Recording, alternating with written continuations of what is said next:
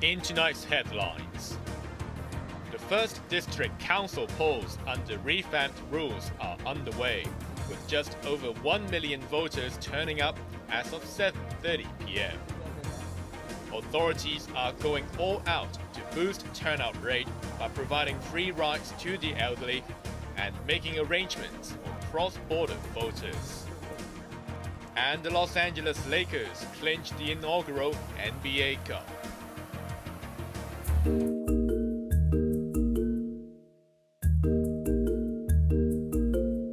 For the first time since Beijing drastically overhauled Hong Kong's electoral system, the city's 4.3 million eligible voters could head to the polls today and select their district councillors for the coming 4 years. As of 6:30 p.m., just over 990,000 cast their ballot, representing a turnout rate of 22.85%. That is a far cry from the 60.4% in the previous election in 2019 and 34% in 2015. By comparison, the Legislative Council race 2 years ago under similar rules had a turnout of 25%. The government has repeatedly said that the turnout rate is only one of many factors gauging the public response of the electoral revamp.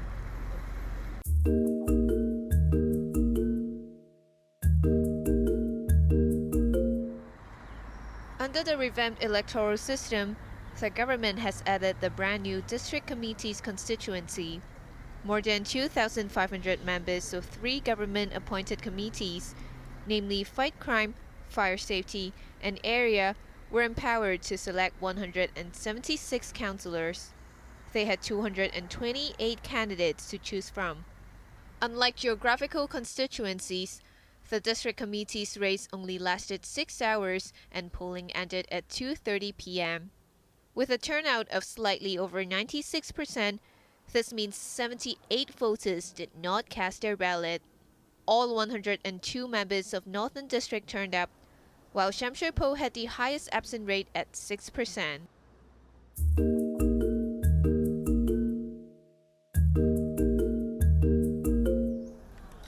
Before polling even began at 8:30 a.m., hundreds of eager voters already lined up outside 2 polling stations in Changsha. The special centers near the border were set up to allow Hong Kongers residing on the mainland cast their ballot. The centers are a stone's throw away from the Lo Wu land border, but not everyone was returning by land transport. This man, who was first in line, wished to cast his vote early because he needed to catch a flight back to Shanghai at the airport, some 45 kilometers away from the polling station. The government also has provided free shuttle buses between the polling center and the MTR station, but some simply came on foot.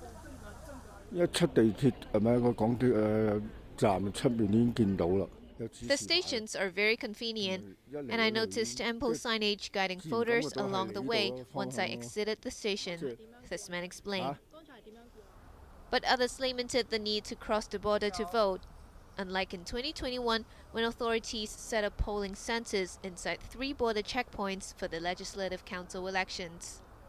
The one-off arrangement was made in light of the COVID-induced border closure and was not replicated this time round. The previous arrangement was more convenient, this man said. Apart from the extra travel time, he also hoped for more flexibility in that voters who made an appointment at a polling station can still switch to another after registration. Registration closed 5 days ago, and less than 13,000 people had signed up, consuming just 1/3 of the available quota.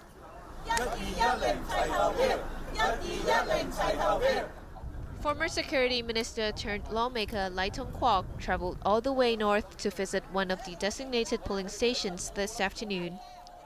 He said the arrangement is designed to allow Hong Kong residents living on the mainland to fulfill their civic duty.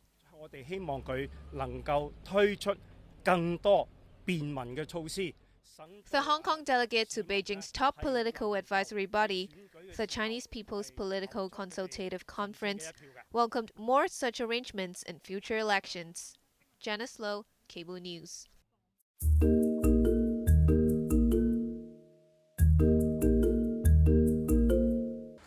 At just 51, Welfare Minister Chris Sun hardly qualifies for the many elderly benefits in Hong Kong. But one of the youngest principal officials in the John Lee administration spared no effort supporting an initiative which would see senior citizens driven to and from voting centers free of charge today. Sun hopped onto a shuttle bus this morning alongside a group of elderly voters at Chun King Circuit in Tsuen Wan.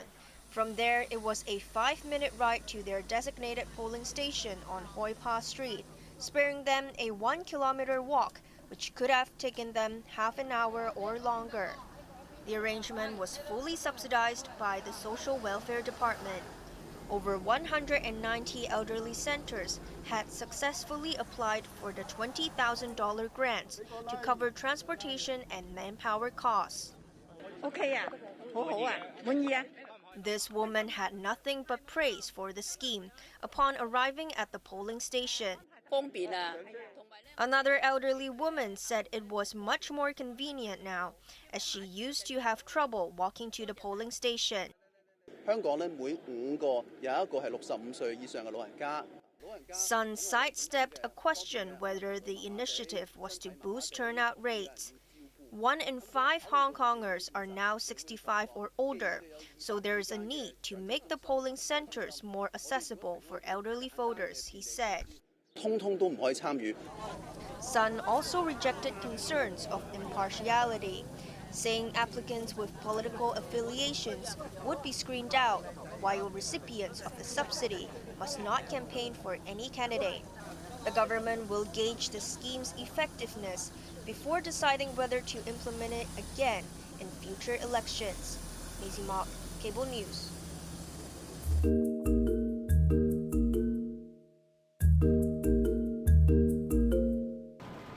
Among the tens of thousands of people heading to the polls today were Chief Executive John Lee and his wife Janet Lam.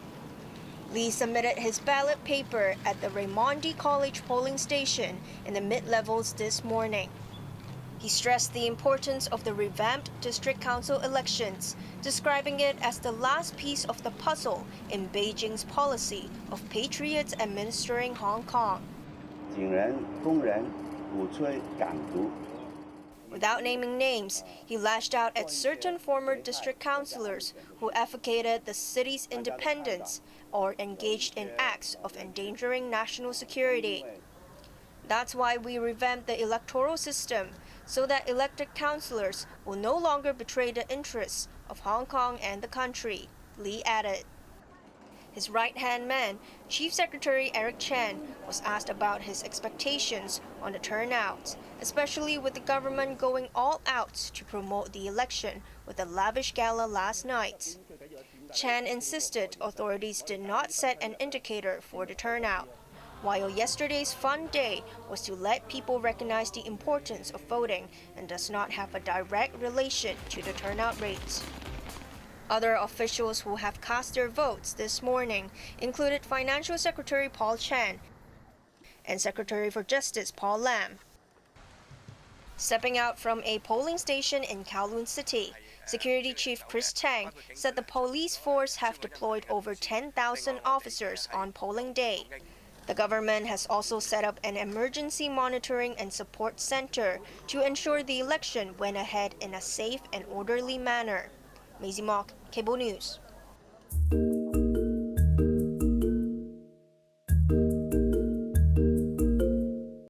For the second day in a row, Chinese and Philippine vessels faced off in a disputed region of the South China Sea. This clip shows a white Chinese Coast Guard ship making contact with the Philippine boat on a resupply mission. The extent of the damage on both ships were unknown. The Chinese Coast Guard vessel also directed its water cannon to the front of the Philippine boat.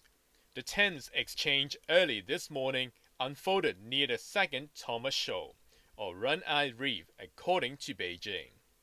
The Philippine Coast Guard, which released the footage, said one of its supply boats suffered serious engine damage. But the Chinese Coast Guard provided a different account of the event. It said that the Philippine vessels had illegally entered the region. While undertaking control measures, Chinese vessels issued multiple collision warnings, but they were ignored by their Philippine counterparts, a statement read.